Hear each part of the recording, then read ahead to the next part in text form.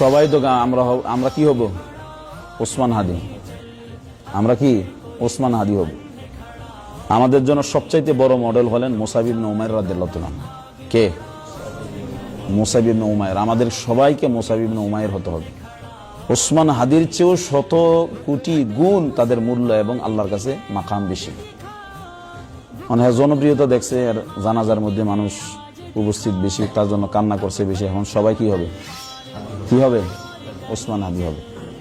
কিন্তু সাদ ইবনে মুআজ রাদিয়াল্লাহু তাআলা আনহু এমন একজন সাহাবী ছিলেন যার জানাজার নামাজে স্বয়ং আল্লাহর পক্ষ থেকে ৭০,০০০ ফেরেশতা আসছে। কত? ৭০,০০০ মালাইকা। শাহিদাহু ৭০,০০০ মিনাল মালাইকা। আল্লাহ রাসূল সাল্লাল্লাহু আলাইহি ওয়াসাল্লাম হাদিসে আসছে জানাজার নামাজে ৭০,০০০ মালাইকা আসছে এবং যার মৃত্যুর কারণে ইহতাজ্জাল আরশু বিমালতি সাদ, আল্লাহর আরশ পর্যন্ত কেঁপে উঠছে। ওয়া তাহাররাকা লাহুল আরশ। সাদ ইবনে মুআজ রাদিয়াল্লাহু তাআলা আনহু মৃত্যুতে আল্লাহর আরশ পর্যন্ত কেঁপে উঠছে। আল্লাহু আকবার। তো তোমার যদি হইতে হয় সাদ ইবনে মুআজের মতো হও, তোমার যদি হইতে হয় মুসাইব ইবনে উমাইরের মতো হও, নাকি? জনপ্রিয়তা দেখে এখন সবাই কি হইতেছে? ওসমান হাদি। একজন সাহাবী এমন আল্লাহর কাছে মাকবুল, একজন সাহাবীর অনুসরণ যে ব্যক্তি করবে সে হেদায়েত পেয়ে যাবে। কয়জন সাহাবী? আল্লাহ রাসূল আকাশের তারকার সাথে তুলনা দিয়েছে।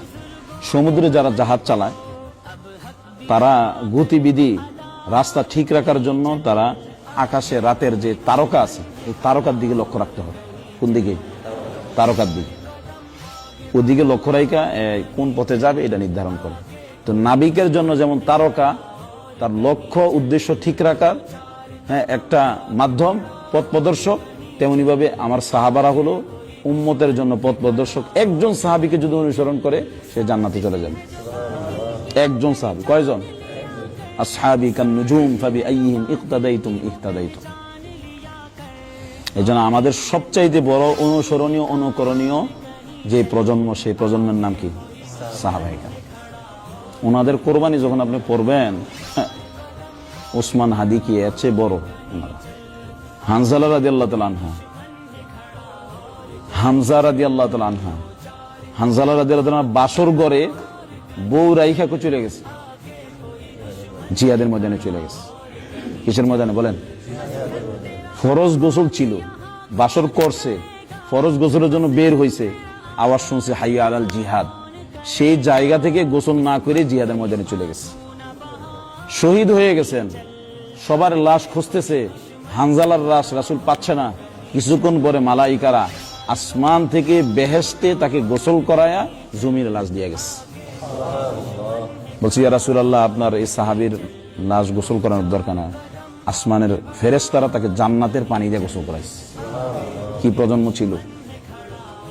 কি প্রজন্ম ছিল! সুন্দরী বউ বাসর ঘরে রাইখা কই চলে গেছে? জিহাদের ময়দানে চলে গেছে।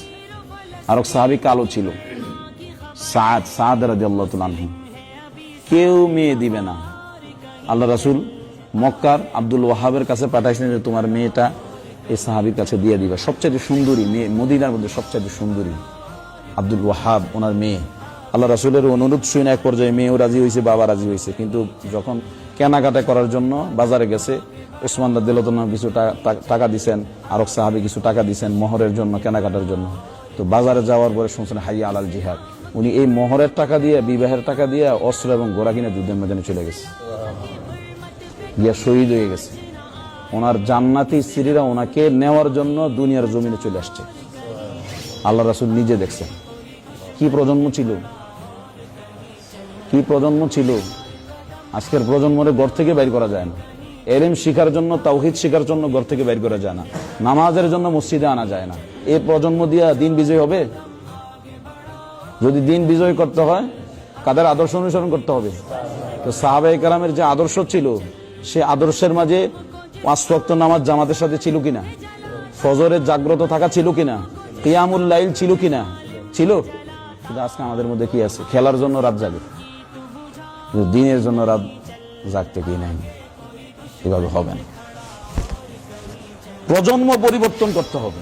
নিজের সন্তানকে সাহাবাদের জীবনী শোনাইতে হবে। নিজের সন্তানকে সাহাবাদের জীবনী পাঠ করায় করায় শিখাইতে হবে যে তোমাকে এই সমস্ত ব্যক্তিদের অনুসরণ করতে হবে, এদেরকে আইডল হিসেবে গ্রহণ করতে হবে। এই হাদি না, আমাদের আইডল হল মুসাব ইবনে উমাইর। যুবকদের আইডল কে? মুসাব ইবনে উমাইর, যে সবচাইতে সুন্দর ছিল, সবচাইতে সুদর্শন ছিল, রাসূলের চেহারার সাথে যার চেহারা মিলছিল। রাসূল সুন্দর না? তো রাসূলের চেহারার সাথে যার চেহারা মিল, সে কি হবে?